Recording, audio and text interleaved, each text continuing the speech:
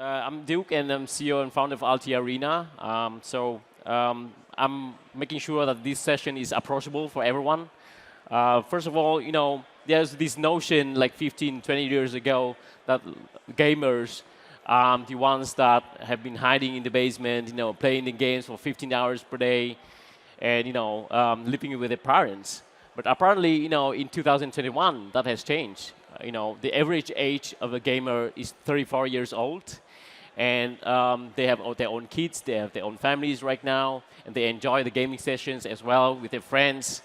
And this market has been growing tremendously through the years, and games are more accessible right now. The gameplay experience, including all the hardcore games, even casual games, they require less and less time.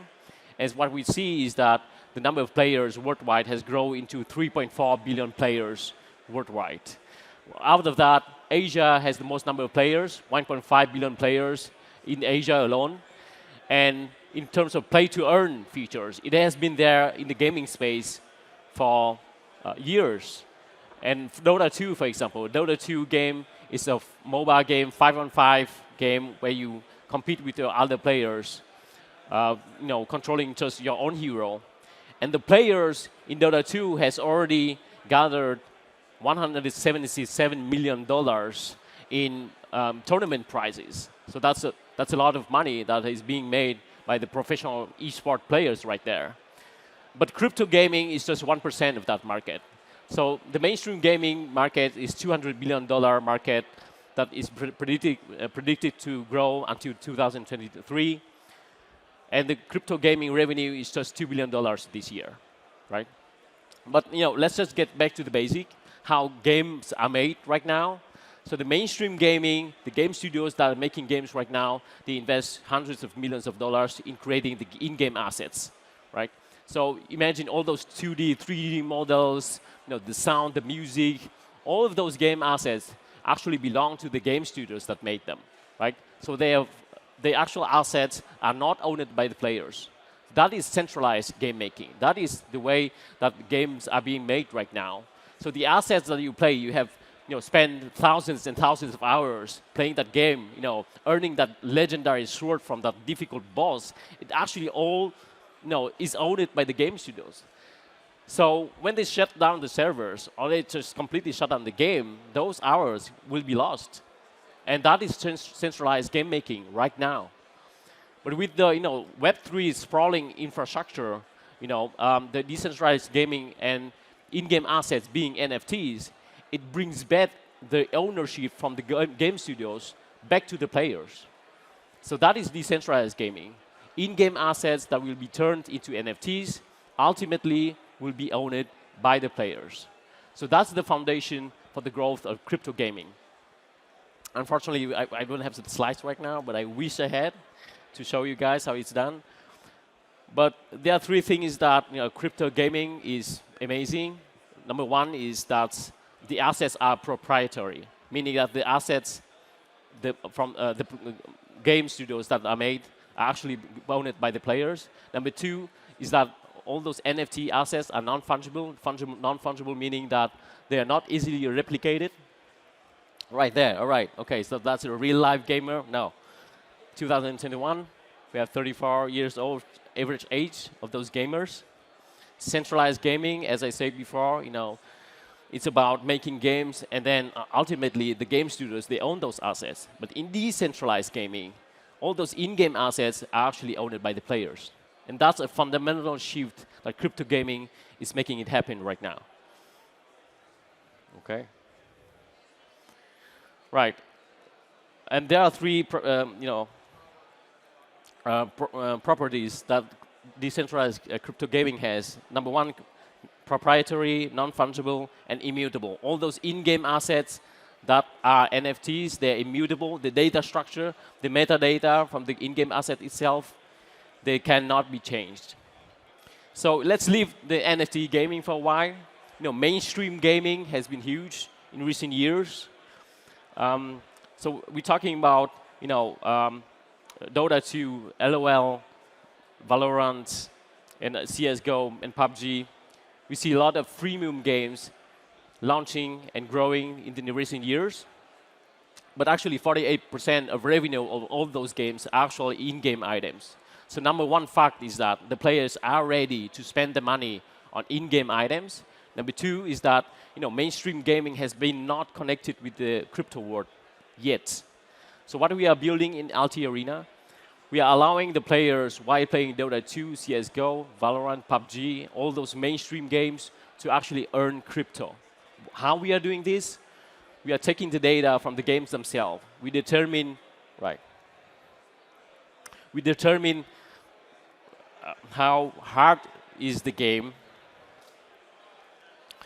and based on the play time and the play style and how many kills he gets, and ultimately how the player wins matches and how often. Based on all those data from the games, we determine the rate at which they earn the crypto tokens. That we call proof of gaming, and that's our way to bridge between mainstream gaming and the crypto world.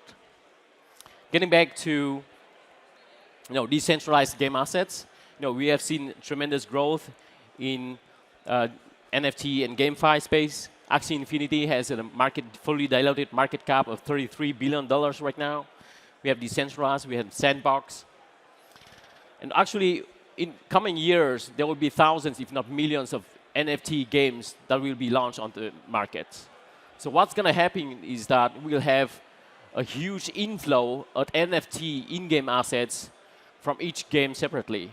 And what we're doing is we're going to build a marketplace where you can buy and sell those in-game assets, but not just in-game assets.